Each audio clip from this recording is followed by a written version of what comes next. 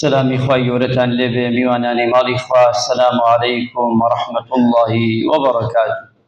ئومێدەوارم لە پەروەردگار بۆ خاتر ناو جوانەکانی و خاتر ئیسمی عەظەمی خۆی لە مردووی هەموو لایەکمان خۆش ببێ، شفای نەخۆشەکانمان بدا. ئەوانەی بەتایبەتی داوای دوعای خێریان کردووە و حاڵەتیان زۆر خراپە، ئەوانەیشی داوایان نەکردووە خوای گەورە شفای هەموو لایەک بدا. اللهم ئامین. مسلمانە خۆشەویستەکان،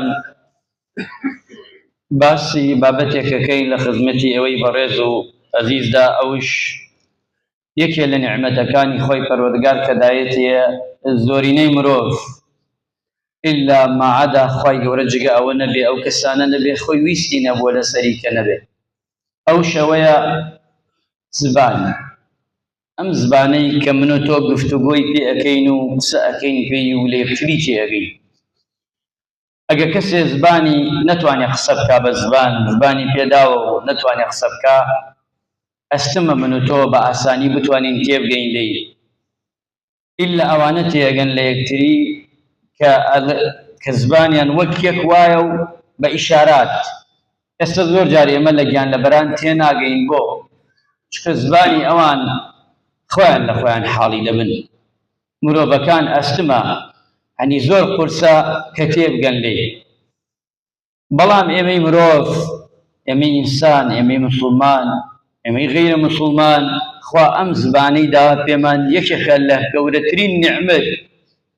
هەتا قیامەت سوپاسی خوا بکەین ناتوانی حەقی ئەو زبانە بدەین. ئەم زبانەش خوای پەروەردگار دایە پێمان و بە کەیفی خۆمان یاری پێ بکەین، بە کەیفی خۆمان بڵێین، بە کەیفی خۆمان چی ئەەکەی بکە.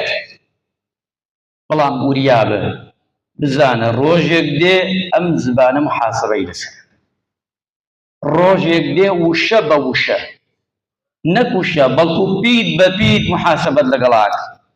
هەر وشەیەک دەرەچێ لەو زبانەت، لەو پیتێ لە زبانە دەرەچێ، خوای پەروەردگاری هێنووسی چکەمە نیعمەتە. و ئەگەر چاک نەڵێی باش نەڵێی خوای پەروەردگار هەس بەینێ زبانەکەی خۆت دێنێ لە ساحەی مەحشەر تا شکایەت لەسەرە، ئەبێتە شاید بەسەرتەوە، ئەبێ ئینسانی مسلمان وریابێ لەمە. خوای پەروەردگارە فەرمێ یا ئەیها الذین آمنوا لا يسخر قوم من قوم عسى أن يكون خيرا منهم ولا نساء من نساء عسى أن يكن خيرا منهم ولا تلمزوا أنفسكم ولا تنابزوا بالألقاب بئس الاسم الفسوق بعد الإيمان ومن لم يتب فأولئك هم الظالمون.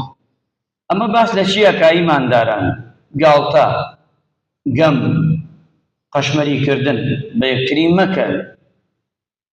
چی تاکێک، چی کۆمەڵگایەک، چی گەلێک، چی نەتەوەیەک، خوای پەروەردگار ئەڵێ کەس گاڵتە بە کەس نەکە، کەس بە چاوی سووک یەکسێ تەماشای یەکتری مەکەن. قسەی خراپ، وشەی خراپ، لەقەبی خراپ منەنە یەکەوە. وەلا تەنازەبوو بالئەلقاب ئەفەرمێ بئس الاسم الفسوق. ئەگەر وا بنەوە تۆ کەسێکی لەو کەسانەی کە فاسقی، خوا پەناماندا. ومن لم يتوب، ئەگەر نەگەڕێتەوە و پەشیمان نەبێتەوە و تەوبە نەکا لەسەرەما، فەئولایکە چییە؟ لەگەڵ ستەمکارانە دانرێ لە قیامەت. فەئولایکە هم الظالمون. لە فاسقەوە چێتە ظالم، وەک ئەوەیە کەسێک کە ستەمی کردووە لە قیامەتە ئەم مرۆڤە ئەم بەشەرەش لای ئەو دانرێ. چکە ئەبێ ئینسان بزانێ نیعمەتی ئەم زبانە خوای پەروەردگار ئەمەی داوا پێت لە پاڵی داوریاش بە خوای پەروەردگار محاسەبەی لەسەر. ئەلەم نەجعل له عەینەین. خوای پەروەردگار فەرمێ مرۆڤەکان فکرکەنەوە دوو چاوم نەدابێتە، وەلیسانە وەشەفەتەین. لە قورئان دای خوێنینەوە ئەوە نییە زبانی داوا پێمان لە باتیەوەی چی بکەین؟ سوپاسی بکەین، یان لە باتیەوەی شتی ناشەرعی و خراپ و خراپەکاری پێ بڵێین. ئەمڕۆ ئەم ئومەتە وا تێکەوتووە، ئەم ئومەتە ئەم خەڵکەیە زۆرینەی زبانە ئیمانداران لە سەفا 99 زبانە. هەمومان زبانمان کەمێ ڕاشکەینەوە ژیانمان خۆشە بێت. کەمێ زۆر نا، من زۆر ناڵێم، ئەڵێم کەمێ زبانمان ڕاستکەینەوە هەمومان، ئەوە چییە بێ؟ ژیانمان بەرەو خۆشترەوە، حتا ڕاستی کەینەوە خۆشترە، بەڵام هەتا ئیلا بگرین ناخۆشترە بێ. چکە خوای پەروەردگار جەلە جەلالوه ئەفەرمێ ما يلفظ من قول إلا لديه رقيب عتيد. هەر وشەیەک دەرئەچێ لەو زبانە خوای پەروەردگار چییە؟ دوو شایەتیدا ناوە بۆت، ئەوە لەگەڵ تایە بۆ هەرچووە چاکت ود مەلایکەی ڕاست ئەینووسیە بانشانن، خراپەت ود مەلایکەی چەپ ئەینووسی. دەفتەری ئەعمالە کاتێ ئەمری دەفتەر ئەعمالەکەت جوان لەناو قەبرەکە لەگەڵتایە، کاتێ زنی ئەبیتەوە چیتە ساحەی مەحشەر دەفتەرەکە تەقدیمەکەن، تەقدیمی ئەڵڵا گیانەکە، محکەمەی ئەڵڵا دەفتەرەکەی بکەنەوە. ووضع الكتاب فترى المجرمين خۆی پەروەردگارە فەرمێ کتابەکان کاتێ ئەەکەیتەوە سجلی شش إلى مد البصر أفرمن حتى تشاو بالركام دفتر قورية هموي كان نسراوة هموي دين لقيامتها فلاني كري فلان باس تيتبع باش دي دفتر قيب خلنوا يعني اشتي شارع وما نية زور جاري ما الشيطان ما خلطيني ألين والله با فلان كس نزاني أماكم راس لدنيا دا شارع ويا هو أزاني شارع ويا بس لا إخوان شارع ويا لقيامتها هموي عرض كريه أتوي دفترك شون بي أتوي أو كتابت شون بي كتابك كتالوجك دفترك دا أنت دستوا فرمو وشيكي كان نسراوا هموي سبيع خود توماريك خود مؤلفي أم كتابي خود دار ريجي أم كتابي خود أي نسيتوا شاكا نسي خرافة بيس بيني خود داتناوا قليل خود أي لك اسمك لقى خود أم دفترها لقري وري بقيامة إيتو چی تیانسی اگه خرابت نسی لومی خود که لومی خمان کی اگه چاکمان نسی دست خوشی لخمان کی أبي وريابين عزيزا خوشويستان أجر وابين زور شاك أجر وانبين بخوا خرافة من كان يؤمن بالله واليوم الآخر فليقل خيرا أو ليصمت. طبعا ما يتفرمايشتانا مو ما نزانين وذكر فإن الذكرى تنفع المؤمنين بو يادي خوم خموا يادي جناب تانش خموا أما بس بو أويا وش هرشي علي تماشاك بلا ويبلي خيري كيا بيجا بلي خيري كياني بيدن ببخوا بيدن باشتر والسلام. أبي ورياني بلا ممرو بيدنجينية بيدنجي عيبة عارة أبي لها مشتكى مروف صيحة يتشاك خرافة كيشانية أما يا خوي درد كمان أما يا أمرو همو كسيبي قصك همو كسيبي بلي يتر فكري أو ناكاتا وهم خسانة عاقبتي شاكا يا خرافة أقد شاكا دست خوش بي اشتكي شاكو باشو شاك دكي بلا ما خرافة نولا أو وريابة وملح شكا إن العبد لا يتكلم بالكلمة من رضوان الله تعالى ما يلقى إلا يرفع الله بها الدرجة والشيء يقدر خواي جورة درجة برستكا يعني للزوية باتاسم. وإن العبد لا يتكلم بالكلمة أجا بعد جار والشيء يقدر خواي جورة تورة به حتى واد ليك أو شيء أتوات خوارترين زوي آخر مرتبة دوزخ جوه خواپنا من دا بوشا أدباتاوي يكوشا إيمان دارن نكر داري والشيء يغمري خواه فرمي يكوشا بلي أي أقر بيتو شنها وهزاران وشبله أبي عاقبتي أمره وأمين سانة شيب بويا وريابي زبان ما نكراوا دول رو جنابتان بو درو كردن عيبه فياو دروكا هالصفتكي ناشرينه هر إسلامتي ودين داريشي ليدركا هر فياو جنو همو مروفي عيبه دروكا درو كردن صفتي بشر نيه بوي اخواي قبر الرخيجيه صفتي ذنكيه صفتي إبليسة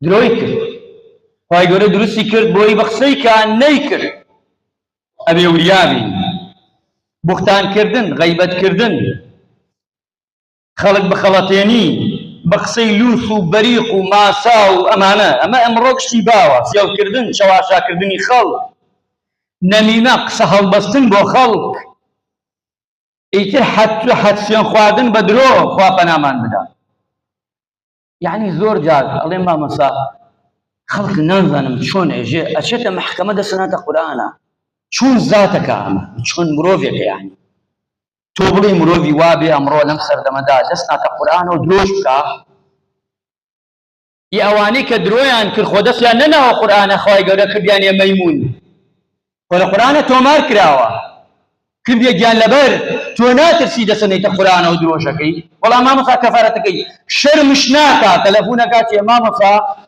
والله درويكم كردوا سونكم خواردوا عفو کەفارەتەکەی بدەم سوێنەکە چییە؟ زۆر بە ئاسایش باسەکە، یعنی زۆر تەبیعیە لای. ئەی فەرموو سوێنەکە چییە؟ وەڵا چوومە بۆ محکەمە سوێنەکەم خواردە سوێنەکە شوانی. بەخوا هەموو دنیا بخەیتە ملی کەفارەتی ئەو سوێنەنەی، نەفسی ڕۆژ نەفسی هەزار، هەموو ماڵی دنیا دێ کەفارەتی ئەو سوێنیە قوڕ بەسەرت. مەخەڵەتێ شەیتان ئەو سوێنە جیایە وەک کابرایەک لە دەمی دەرچووە نەیزانیوە. ئەوە دوورەزە ناوەتە قورآنە ماڵت نەڕمە یاخوا کەئەنەما بڵێ ئەم قورآنەیەکی ڕاستیە، خوایە شایەتیە دەما ئەم قورآنەیەکی ڕاستیە قسەکەی من ڕاستە. قورآن خوێندن ئەمەیە، یاسایە، کۆتاتێ دەسەخەیتە سەر ئەو قورآنە مەبەست ئەوەیە، خۆ مەبەست ئەوە نییە سوێنێکی هاکە دای خوێنی و تەواو. یعنی مرۆڤ بێتە و ڕادەیش سڵ لە قورآنش ناکاتەوە. ئەو پەڕیشتی ترش ئیمانداران خۆشەویستان باسی ناموسی خەڵک ڕقل لە پیاوەکەیە باسی ژنەکەی بۆ بکەی، باسی کچەکەی بۆ بکەی، باسی بنەماڵەکەی بۆ بکەی، باسی عەشرەتەکەی بۆ بکەی. ئی بۆوە یعنی بۆ ئەم پیاوە پاکە بێگەردە، ئەی کاکە تۆ بۆ تومەتێکی بۆ بکەی ئاسمان و عەزەوی هەڵی ناگرێ قوڕ بەسەرت.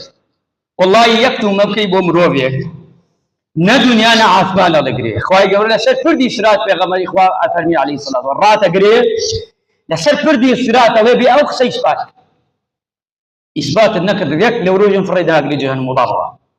خۆ ئەم شتانە گاڵتە نیە ئیمانداران، هەموو ڕیقابەی تایە. بەڵام ئەمڕۆ ئەم دەما سەبڕۆ سێرکە تۆڕە کۆمەڵایەتیەکان سێ خەڵکە ڕۆژی هەزاران هەواڵی درۆ دوو لە ڕوو جەنابتان بڵاو بێتەوە درۆ. شخصی وایە هەر ڕۆژی ملیارە درۆی بۆ نووسێ بێەوەی بەخۆشی بزانێ بەس بۆەوەی بێژین وەڵا پۆستی جوانەکە وشتی جوانە نووسێ وشتی جوانەڵێ. هەزاران وعدی درۆ دوو لە ڕوو جەنابتان. ئەم ماوەیەکی ترەڵ بژاردنە تەماشاکە سێرکە سەرەتە بێتە ئەمەنت بێڵن هیچی ڕاستی حەج هەر مێشکی عالەمی ئیبادە ئەکرێ و هیلاکە کرێ و هیچ شڕێ جوێن شڕە قسەی ناخۆش هیچی تیا نایێتەوە. وازانێ دنیام چوار ڕۆژەیە و ئیتر دنیا کاولە بێ کورە وانیە دنیا کەی وایە بەشی ئەوەی بێ لەوە بەیچی سەلامەکەەوەش چاڵێن سەلامەکەی با بمێنێتەوە. ئیماندارن خۆشەویستان نابێ وابێ. مەعادی کوڕی جەبەل لێ پرسن ئەڵێن تۆ ئەفەرمێ ئەگەر سوودت بە مسڵمانان نەگەیان خوا زیانیان پێمەگەێنە. جا ئەم سەحابیە نازدارە قسەیەکی حەقە بە ئاڵتون بنووسێ چەند وشەیەک ئەڵێ. یەکەمیان ئەڵێ ئەگەر سوودت بە مسڵمانان بە خەڵکی نەگرت خوا زەرەریان لێمەدە لا ضەرەرە وەلا ضیرار. پێغەمبەری خوا فەرمی عەلەیهی سەڵات وسەلام یعنی ئەگەر خێرت نییە بۆ خەڵک شەڕتشی با نەبێ، ئەگەر زەرەرت نەبێ بۆ خۆت زەرەرتش با خەڵکی نەبێ.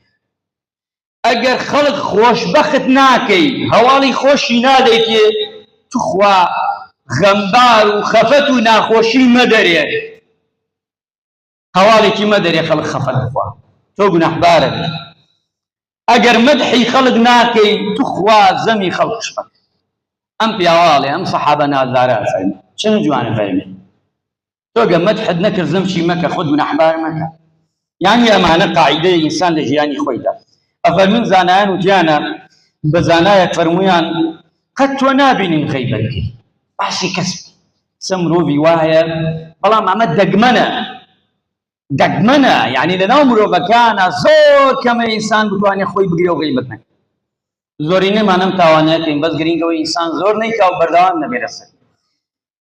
بە زانایەکیان فەرموو تۆ قەت نەمابینیەوە غەیبەت و باسی کەس بکەی. ئەوش فەرمووی یەمان نەمتوانیوە عیبەکانی خۆم ڕزکەم عیب و عاری خۆم و کارەکانی خۆم بە جوانی دانم ئەتا فریاکەوم باسی خەڵکی فریای خۆم نەکەوتومە تا فریای خەڵکی. بۆ ئینسان ئیماندار ئەمە بزانێ و ئەمەش بزانێ عازیزان خۆشەویستان شکە بێ وریابن ئەمڕۆ دەردی کوشندە ئەوەیە زبانمان زۆر تیژە زبانمان زۆر تونە زبانمان وەک شمشێر وایە تحملمان نییە سبرمان نییە قسەی شیرین قسەی گفتاری شیرین قسەی جوان کەمە ئەبینی بەڵام ئەبینی لە هەمان کاتە قسەی خراپ زۆر زۆرە. ئەبێەوە بزانین زبانمان بە چەند شتێک ئەتوانین بگرین مەشغوڵ بین بە خۆمانەوە و بە قورئان و بەکردەوەی چاکە و ذیکر و قورئان و مەشغوڵ بین بە کاری خۆمانەوە. ئەمە زیاتر ئەپارێزێ بۆی مەشغوڵ نەبی بە خەڵکەوە بۆی زیاتر زبانت بۆ خۆت بێتە خێر و بەرەکەت. دووەمیان بیر بکەرەوە لە چارەنووسی ئەو شانەی کە دەڵێ ئێمە ماوەیەکی پێش ئێستا چوومانە لای بەرپرسێ لە بەرپرسەکانی باڵای ئەم وڵاتە، وڵی زۆر لە گیانمانە خۆش بووەوە، سەریح بوو، زۆر خۆشە. کەوتمان 1 و 2 و 3 و ئەمە داواکاری مامۆستایان و ئەمە داواکاری خەڵکە.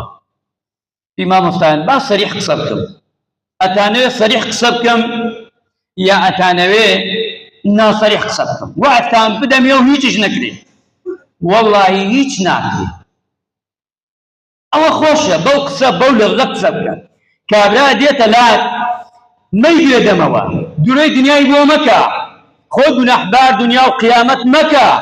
کارەکەت پێ ئەکرێ بڵێ وەڵڵاهی ئەکرێ، کارەکەت پێ ناکرێ بڵێ کاکە گیان هەوڵت بۆ دەم کرا نەکرا گەلەیم لێ مەکە، بەخوا وعدت پێ نادەم بکرێ. ئەستا وعدی دنیا ئاوات بۆ کەم، ئاسمان ئەکەمە وازەی وا لێکەم، دنیا ئەکەمە باش، شامی شەریف لەو سێدەرەکی حەج کاتێک دەستێگەیەتە نان و ڕۆنەکەی خۆی، هەتۆ ناناسی تۆ کێی حەجواب ناڵات سەلامی لێکی هەر نازانێ لێ ئەگۆڕێ وازانێ ئەو شەخسە نیە و حەمدە قسەی کردووە لە پێش. بۆیە سەریح بی باشە، سەریح هەموو شتێک بە سەریحی ئینسان مرۆڤەی باتەوە، هەم لای خوا خۆشەویستێ هەم لای خەڵکیش. سێم یانی مانداران بیر لە وشە باشەکان بکەرەوە و وشە خراپەکان، وریابە وشە خراپەکان دایما سعات لە بەرچاو بێت و بە عاقبەتی خراپ. هاوڕێتی کەسانی باش بکە، خەڵکی باش بکە، کەسانی وشەی جوان یارمەتی کەدەن بۆ چاکە و باشە. یارمەتی کەسی خراپ بەرادەری کەسی خراپ مەکە، فێری درۆ و غەیبەت و بوختان قسەی ناشرین و ناشیاو ئەمە باش نییە بۆ دنیا بۆ قیامەت. خوای گەورە ڕەحمان لێ بکە، عاقبەت خێرمان لەشمان ساف بکە. یا ئەڵڵا خوای لێتە پەڕێنەوە، زبانمان پارێزی لە هەموو خراپەیەک، هەموو مصیبەتێک، هەموو وەیەک، هەرچی شتێ خراپە خوایە کردومانە بە زبان، ئەڵڵا گیان لێتە پەڕێنەوە لێمان خۆش داوای لێبوردون لێکەین، ئەڵڵا گیان لێمان خۆش و خەڵەمی عەفو بێتە سەر گوناح و تاوانەکانمان. یا ڕەبی خوای زبانمان ڕاستکەیتەوە، ئەوەی چاکە ئەوەی باشە خوای بخێتە سەر زبانمان، هاوڕێی باش و چاک بکەیتە نەسیبمان لە دنیا و لە قیامەتیشدا. خوای ڕەحم بە مردوەکانمان بکەی، عاقبەت خێریان بکەی، لەشیان ساف بکەی. یا ڕەبی خوای ڕەحم بە مردەکانمان بکەی، یا ڕەبی خوای لێتە پاڕێنەوە لە قەبرەکانیاندا قەبرەکانیان بکەیتە باخێ لە باخەکانی بەهشت. یا ئەڵڵا خوایەکیان لێتە پاڕێنەوە بەر شەفاعەتی پێغەمبەر صلی الله علیه وسلم بیان خەی. یا ڕەبی خوای ڕەحم بە نەخۆشەکانمان بکەی، عاقبەت خێریان بکەی، لەشیان ساف بکەی. خوای ڕەحم بە پیاوەتەمەنەکانمان بکەی، عاقبەت خێریان بکەی، ڕەحم بە گەنج و لاوەکانمان بکەی.